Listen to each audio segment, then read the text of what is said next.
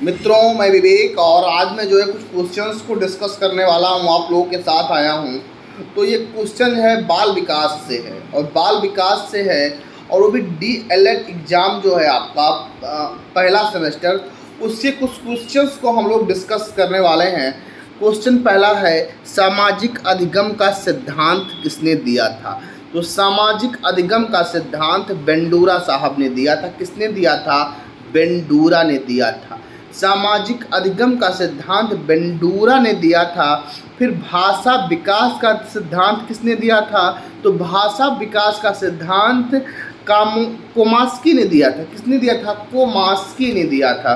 तो भाषा विकास का सिद्धांत कोमास्की ने दिया था। प्रगतिशील शिक्षा के प्रतिपादक जॉन ड्यूबी। ठीक, प्रगतिशील शिक्षा के प्रतिपादक कौन थे? तो जॉन ड्यूबी साहब थे। तो प्रगतिशील शिक्षा के प्रतिपादक जॉन ड्यूबी। कौन? जॉन ड्यूबी। फिर अगला क्वेश्चन क्या था? सामाजिक सांस्कृतिक विकास के सिद्धांत के जनक। सामाजिक सांस्कृतिक विकास के सिद्धांत के जनक तो व्यागोत्स्की। ठीक, सामाजिक सांस्कृतिक विकास के सिद्धांत की जनक, सामाजिक सांस्कृतिक विकास के सिद्धांत के जनक तो व्यागोत्स्की। जॉन ड्यूबी द्वारा समर्थित लैब विद्यालय के उदाहरण हैं। जॉन ड्यूबी द्वारा समर्थित लैब विद्यालय के उदाहरण है प्रगतिशील विद्यालय। जॉन ड्यूबी द्वारा समर्थित लैब विद्यालय के उदाहरण हैं तो प्रगतिशील विद्यालय।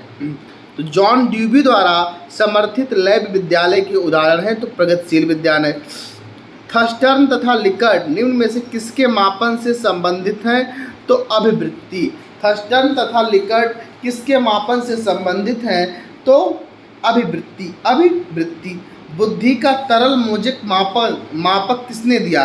कैटल साहब ने दिया था। बुद्धि का तरल मोजक मापक किसने दिया? तो कैटल साहब ने दिया था। बुद्धि का तरल मोजक मापक किसने दिया? कैटल साहब ने दिया था। 16 PF का प्रयोग किसके मापन हेतु किया जाता है? तो 16 PF का प्रयोग व्यक्तित्व के मापन के लिए किया जाता है। 16 PF का प्रयोग किसके मापन हेतु किया जाता है? तो व्यक्तित्व। किसके मापन हेतु? व्यक्तित्व के मापन हेतु किया जाता है।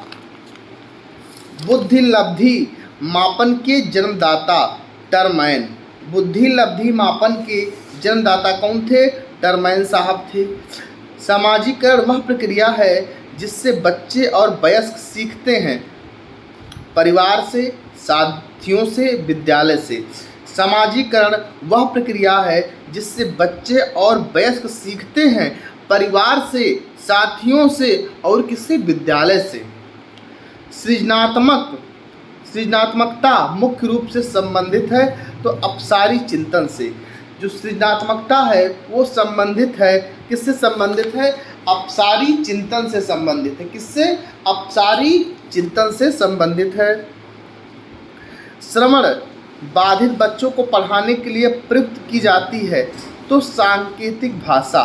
श्रवण बाधित बच्चों को पढ़ाने के लिए प्रयोग की जाती है, ठीक, तो सांकेतिक भाषा। श्रवण बाधित बच्चों को पढ़ाने के लिए प्रयुक्त की जाने वाली भाषा कौन सी होती है? सांकेतिक भाषा होती है, ठीक। अगला क्वेश्चन क्या है? आपकी कक्षा में कुछ छात्र मेधावी हैं, आप उन्हें किस प्रकार पढ़ाएंगे? तो कक्षा के साथ, ठीक, इसके साथ कक्षा के साथ पढ़ाएंगे। और देखिए क्वेश्चन को डिस्कस कर लेते हैं। अपराधी बालक होते हैं जो असामाजिक कार्य करते हैं। अपराधी बालक होते हैं जो असामाजिक कार्य करते हैं। शारीरिक रूप से अक्षम बच्चों में होता है डिस्ग्राफिया। शारीरिक रूप से अक्षम बच्चों में होता है डिस्ग्राफिया, ठीक। शारीरिक रूप से अक्षम बच्चों में होता है डिस्ग्राफिया। विशिष्ट बालकों के अंतर्गत आते हैं पिछड़ा बालक, मंदबुद्धि बालक, प्रतिभाशाली बालक। विशिष्ट बालकों के अंतर्गत होगा पिछड़ा भी आएगा, प्रगतिशील भी आएगा और मंदबुद्धि भी आएगा। विशिष्ट बालकों के अंतर्गत आते हैं पिछड़ा बालक, मंदबुद्धि बालक और प्रगतिशील बालक। और देखिए, कोहलर के सीखने के सिद्धांत को किस नाम से जाना जाता है? तो पूर्ण आकृति समग्र सिद्धांत। कोहलर के सीखने के सिद्धांत को किस नाम से जाना जाता है? पूर्ण आकृति समग्र सिद्धांत। कोहलर के सीखने के सिद्धांत को किस नाम से जाना जाता है? पूर्ण आकृति समग्र सिद्धांत। बाल मनोविज्ञान का सर्वाधिक महत्व है।